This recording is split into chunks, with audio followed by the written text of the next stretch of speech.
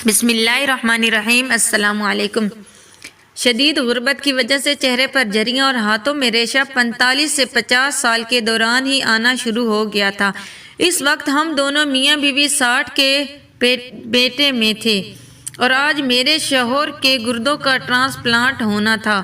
اپنے سب رشتہ داروں میں غربت ترین اور سفید پوش ترین گھرانہ ہمارا ہی تھا۔ بہت مشکل سے ہم ان لوگوں میں گزارا کر رہے تھے۔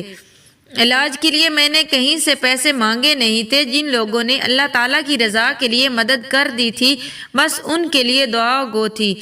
باقی میرے پاس بیچنے کے لیے آخری قیمتی چیز میرے ہاتھ کی انگلی میں موجود میری منگنی پر ڈالی گئی انگوٹھی تھی۔ میں نے وہ انگوٹھی بیچ دی۔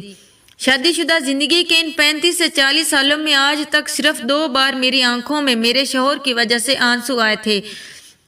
ایک بار جب میرے شوہر نے مجھے تھپڑ مارا تھا اور دوسری بار جب میں نے اپنے شوہر کی طرف سے دی گئی انگوٹھی بیچ ڈالی تھی تاکہ اپنے شوہر کا علاج کروا سکوں۔ انگوٹھی بیچنے کے بعد قیمت میں ملنے والی رقم کو ہاتھوں میں لے کر میں بہت زیادہ دیر تک روتی رہی، یہاں تک کہ وہ ساری رقم میرے آنسوؤں کے ساتھ گیلی ہو گئی۔ جب رو رو کر میری آنکھوں کا پانی خشک ہو گیا تو میں خود بخود خاموش ہو گئی تھی، کیونکہ وہاں مجھے کوئی چپ کرانے والا نہیں تھا۔ جب میرے آنسو خشک ہو گئے تو میں نے اپنے چہرے کو دھویا اور ہسپتال میں چلی گئی، جہاں بقایا واجبات ادا کیے اور سیدھا گردوں کے وارڈ میں بستر مرگ پر پڑے اپنے شوہر کے پاس جا پہنچی۔ درد کی شدت اس حد تک تھی کہ میرا شوہر بولنے تک سے قاصر تھا۔ میں گئی تو اس نے میرا ہاتھ اپنے ہاتھوں میں پکڑا، تھوڑی دیر میرے ہاتھوں کو ٹٹولتا رہا جیسے کچھ ڈھونڈ رہا ہو، پھر اس نے میرے ہاتھوں کو اپنی انگلی کے سامنے کیا۔ تھوڑی دیر بعد غور سے میرے ہاتھوں کو دیکھتا رہا اور پھر بے اختیار میرے شوہر ہاتھوں کو چوم کر رونے لگا۔ اپنے شوہر کو روتا دیکھ کر ایک بار پھر میں نے اپنا ضبط کھو دیا، بنا لوگوں کی پرواہ کیے اپنے شوہر کے ماتھے کا بوسہ لیا، اسے اپنے سینے سے لگا لیا اور حوصلہ دینے لگی، لیکن مجھے بھی پتا تھا کہ اب میرا حوصلہ میرے شوہر کو زندگی نہیں دے سکتا، اور میرے شوہر کو بھی پتا تھا کہ شاید یہ آخری بار میں نے اس کا بوسہ لیا ہے۔ آج کے بعد شاید ہم جنت سے پہلے کبھی ایک دوسرے سے گلے نہ لگ سکیں۔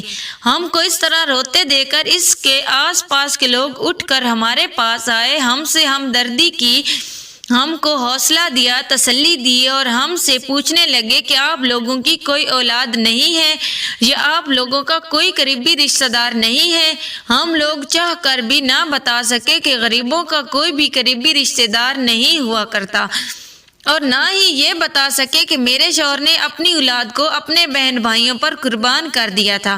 خیر، جب ہم نے رو دھو کر اپنا غم ہلکا کر لیا تو آپریشن کا وقت ہو گیا۔ میرے شوہر نے مجھ سے الوداعی ملا اور پھر وہ آپریشن تھیٹر میں چلا گیا۔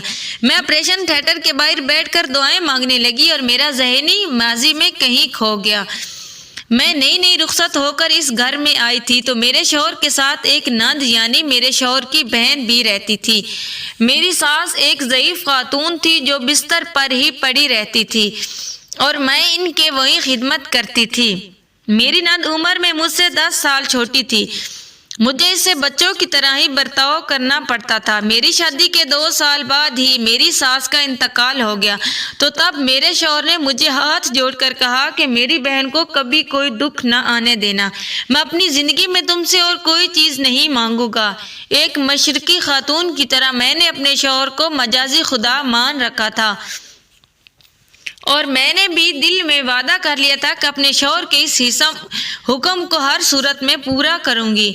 اور پھر میں نے ہر ممکن کوشش کی کہ میری نند کو زندگی مجھ سے فقط ایک بار شکایت ہوئی، اور وہ بھی کچھ ایسا ہوا کہ میں نے اپنی نند کے کپڑے دھوئے تھے، دھو کر تار پر ڈالے تاکہ خشک ہو جائیں تو ان پر کوئی پرندہ بیٹھ گیا اور پرندوں کے پاؤں نیچے لگے ہوئی مٹی اور کپڑوں پر لگ گئی۔ میں نے وہ کپڑے رات کو اتار کر رکھے اور صبح اپنی نند کے اٹھنے سے پہلے ہی منہ اندھیرے لالٹین کی روشنی میں کوئلے والی استری کے ذریعے وہ کپڑے استری کر دیے، مگر زیادہ روشنی نہ ہو سکنے کی وجہ سے وہ داغ نہ دیکھ سکی۔ میری نند کپڑے پہن کر پڑھنے کے لیے چلی گئی اور کلاس میں اسے داغ کی وجہ سے شرمندگی کا سامنا کرنا پڑا۔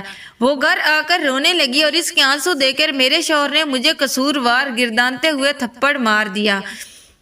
گو کے بعد میں میرے شوہر کو اپنی غلطی کا احساس ہو گیا تھا، مگر وہ تھپڑ کھانے کے بعد بہت دیر تک میرے آنسو بہتے رہے۔ گو کہ اس ایک تھپڑ کے عوض میرے شوہر نے میری بہت بڑی بڑی خطائیں معاف کر دی، اتنی بڑی خطائیں کہ جن کی وجہ سے نام و نہاد غیرت مند مرد اپنی بیویوں کو قتل کر دیتے ہیں، وہ خطائیں بھی معاف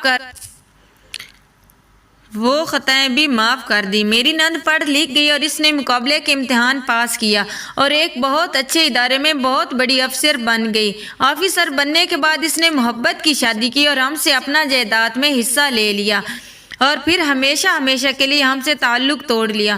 میں سوچ رہی تھی کہ وہ وقت کتنی جلدی گزر جاتا ہے۔ ایک بار میں تب روئی جب میری ہی نند کی وجہ سے مجھے میرے شوہر نے تھپڑ مارا تھا، اور دوسری بات آج رو رہی ہوں جب میرے ہی سامنے میرا شوہر سسک کر مر رہا ہے اور میں چاہ کر بھی اس کو بچا نہیں پا رہی۔ میں بیٹھی سوچ رہی تھی کہ میرا شوہر میرے ہاتھوں کو ٹٹول کر یقیناً وہ انگوٹھی ڈھونڈ رہا تھا جو آخری قیمتی چیز میرے پاس بچی تھی، اور میرے شوہر کی خواہش تھی کہ میری موت تک وہ انگوٹھی میرے ہاتھ میں رہے، بلکہ میرے شوہر کی زندگی میں وہ انگوٹھی مجھے اپنے ہی شوہر کی خاطر بیچنی پڑ گئی تھی۔ جب چٹولنے پر میرے شوہر کو انگوٹھی نہ ملی تو اس نے اپنی آنکھوں کے سامنے میرے ہاتھوں کو پکڑ کر کیا اور میری خالی ہاتھ دیکھ کر وہ رونے لگا۔ میں اس کے درد کو بن بتائے سمجھ سکتی تھی، لیکن وہ چاہ کر بھی مجھے اپنا درد بیان نہیں کر سکتا تھا، یہاں تک کہ اپنا درد اپنے ہی دل میں دبائے وہ آپریشن تھیٹر میں گیا جہاں سے اس کی لاش باہر آئی تھی۔ تقریباً 7 گھنٹے تک اپنے شوہر کی لاش رکھ کر میں کوشش کرتی رہی کہ کسی طرح اس کی بہن تک یہ پیغام پہنچا دوں کہ اس کا بھائی فوت ہو گیا ہے، لیکن 7 گھنٹوں تک کی تگدو کے باوجود بھی میں اس کا کام میں کامیاب نہیں ہو پائی، اور پھر امام صاحب کے کہنے پر جنازہ کا اعلان کرانے کے بعد غسل و کفن کا انتظام کر کے آخری دیدار کے بعد سپرد خاک کر دیا۔ اگر ویڈیو اچھی لگے تو لائک اور شیئر کر دیں۔ شکریہ۔